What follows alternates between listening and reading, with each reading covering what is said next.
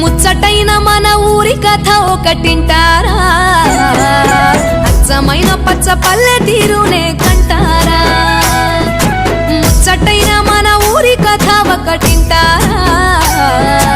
అచ్చమైన పచ్చ పల్లె తీరునే కంటారా తెల్లవారి కోడి కూత కోయిలమ్మ తేనె పాట మంచు పూల గోగు తోట ఏరువాక ఎంకి పాట